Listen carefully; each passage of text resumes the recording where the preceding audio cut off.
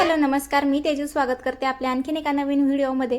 तर फायनली आज खूप दिवसानंतर आपला मोठा व्हिडिओ येतोय, म्हणजेच लॉंग व्हिडिओ येतोय। कारण आता बरेच दिवस झाले गावाकडे मी 2-3 महिने होते आणि तिथे राहिल्यानंतर भरपूर व्हिडिओ मी शूट करून ठेवले होते तुमच्यासाठी, पण नेटवर्क प्रॉब्लेम आणि काही कामामुळे मला वेळ पण मिळत नव्हता। तर म्हणून म्हटलं चला आता एक हळूहळू तुमच्यासोबत एक व्हिडिओ मग जसा होईल तसं मी पोस्ट करेल। तर छान असा व्हिडिओ मी तुमच्यासाठी शूट करून ठेवला होता, तर तो मी आता जवळजवळ 3 महिन्यानंतर मी तुमच्यासोबत तो शेअर करते। कारण मी गावाला होते तेव्हाच ही पूजा वगैरे सगळं झालं होतं। तर आता इथे जे मुलं आले मी, तर मला वेळ पण मिळतो आणि नेटवर्क पण खूप छान आहे इथे, त्यामुळे मग व्हिडिओ एडिटिंगला काही त्रास होत नाही।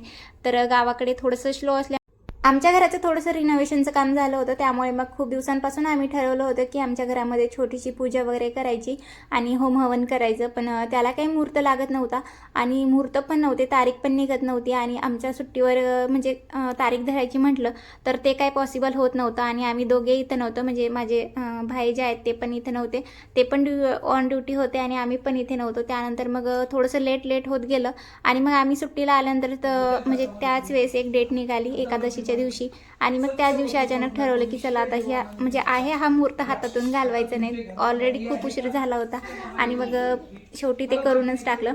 आणि तसं तर आत्या आणि मामांना दोघांना बसवायचं होतं पूजेला, पण आत्यांच्या पायाला लागल्यामुळे त्यांना खूप वेळ बसता येणार नव्हतं, कारण पूजेजवळ 2-2.5 तास चालू होती। तर मग आम्ही दोघे अगोदर पूजेला बसलो आणि मग मामा एकटेच बसले होते। तर छान अशी पूजा पण झाली होती आणि माझे भाई पण नव्हते इथे, त्यामुळे मग त्यांनाही बसता आलं नाही पूजेला। तर सगळे आम्ही घरातलेच होतो, बाकी म्हणजे असं खूप मोठी पूजा काहीच नव्हती, घरगुती छोटीशी।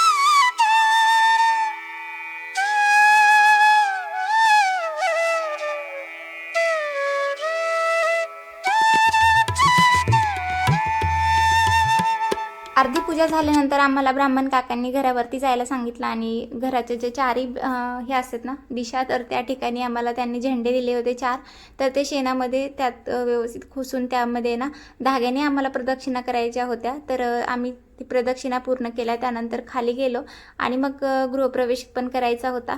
तर त्याचा काही मी व्हिडिओ घेतला नाही, कारण आम्हाला सगळ्यांना बाहेर उभं करायला सांगितलं होतं आणि व्हिडिओ घ्यायला कोणीच नव्हतं, त्यामुळे मग आम्ही डायरेक्ट व्हिडिओ म्हणजे प्रदक्षिणा घातल्या आणि मग गृहप्रवेश केला।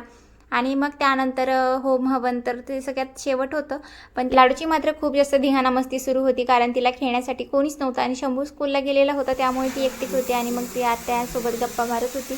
तोपर्यंत मग मी आणि जाऊबाईंनी इकडे किचनची पूजा केली, म्हणजे गॅस जो आहे त्यावर पूजा करून थोडंसं दूध ओतू घातलं आणि तोपर्यंत इकडे ब्राह्मण काका आहे ना होम हवनची पूजा म्हणजे तयारी करत होते। तर होम पेटवला होता त्यांनी, बाकीची जी पूजा होती ती झाली होती, फक्त होम राहिला होता।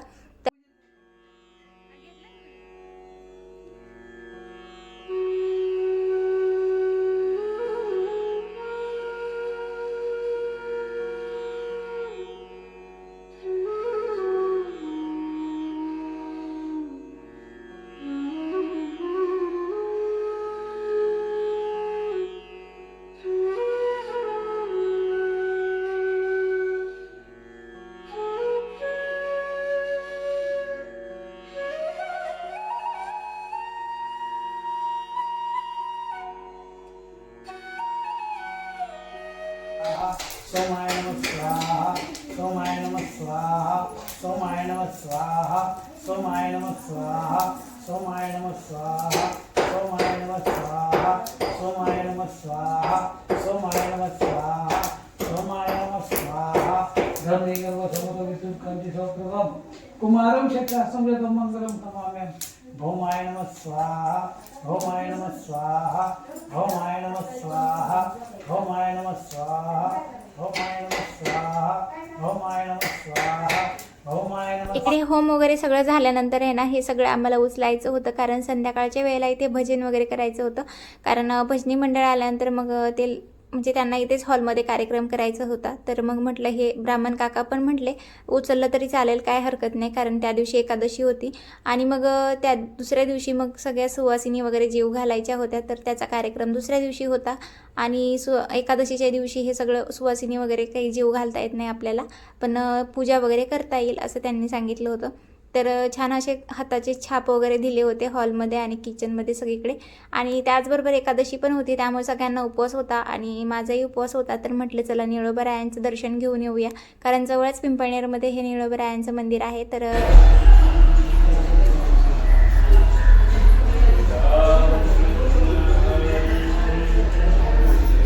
तसं तर एकादशीला खूप गर्दी असते, पण आम्हाला यायला खूप उशीर झाला होता, कारण संध्याकाळच्या वेळेला आम्ही आलो होतो आणि दिवसभर पूजा चालू असल्यामुळे यायला काही जमलं नाही. आणि मग संध्याकाळच्या वेळेला आम्ही आलो, तर म्हटलं चला पटकन काहीतरी म्हणजे दर्शन घेऊन येऊया, कारण संध्याकाळी पण खूप कामाची घाई होती, कारण भजनाचा कार्यक्रम होता, तर त्यांच्यासाठी स्वयंपाक वगैरे बनवायचा होता. तर मग मला इथून गेल्यानंतर तेही आवरायचं होतं, म्हणून पटकन दर्शन वगैरे घेतलं आणि दर्शनही छान झालं, कारण गर्दी वगैरे काहीच नव्हती. तर आमच्यासोबत शंभूही आला होता आणि आम्ही तिघांनी छान दर्शन घेतलं. इतर वेळेस आहे ना, जर गर्दीच्या वेळेस आलं ना तर दर्शनही होत नाही, एवढी गर्दी असते. आणि सकाळी आणि दुपारी तर खूप गर्दी असेल, पण आता संध्याकाळच्या वेळेला थोडीशी कमी होती गर्दी. आणि आसपास थोडे दुकानंही लागतात, कारण ज्या काही गरजेच्या वस्तू आहेत ना, पान फूल वगैरे, तर त्याचे म्हणजे छोटे छोटे दुकान लागतात. त्यानंतर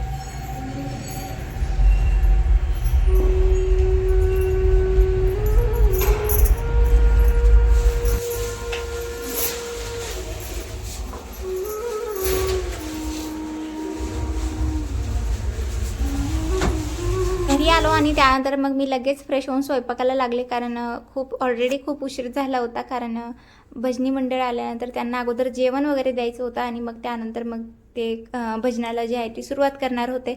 आणि आज किचनचा सगळा तावा माझ्याकडे होता एकटीकडे, कारण हे सगळं एकटीला बनवायचं होतं, कारण आत्यांनाही काही जमत नव्हतं, म्हणजे पायामुळे त्यांना उभं राहता येत नव्हतं, त्यामुळे मग मीच सगळं बनवलं. आणि खरं तर खूप म्हणजे एवढी खिचडी मी पहिल्यांदाच बनवते, कारण एवढा अंदाज नव्हता, कारण छोटी आपले म्हणजे घरगुती तर बनवतोच, पण एवढ्या लोकांची खिचडी बनवायची त्यासाठी मला काही अंदाज नव्हता, पण अंदाजे सगळं केलं आणि एकदम छान झालं होतं. तर देवाने समजून घेतलं, तर सगळं काही प्रमाणात झालं होतं, काहीच कमी जास्त पडलं नव्हतं.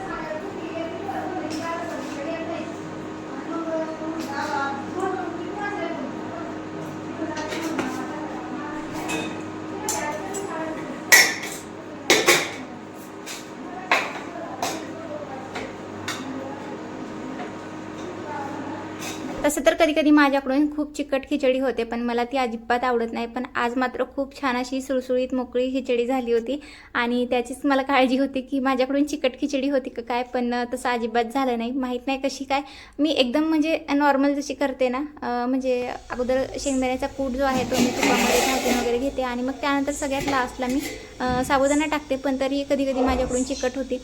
पण आज मात्र खूप छान झाली होती, त्याचीच मला काळजी लागली होती, कारण एवढ्या सगळ्यांचं जेवण बनवलं आहे आणि त्यात खिचडी जर छान नाही झाली तर पुन्हा असं वाईट वाटायला नको, म्हणून मग आधीच खूप टेन्शनमध्ये होते. पण एकदम छान झाली होती. त्यानंतर इकडं शेंगदाणा आणि बटाटे टाकून छान असं बेसन पण बनवलं होतं.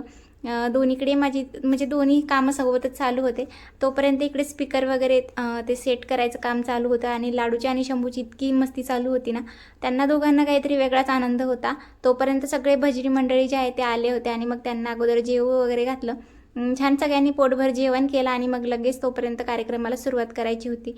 तसेही 10 वाजलेच होते आणि मग सगळ्यांचं जेवण वगैरे झालं. तोपर्यंत हॉलमध्ये सगळी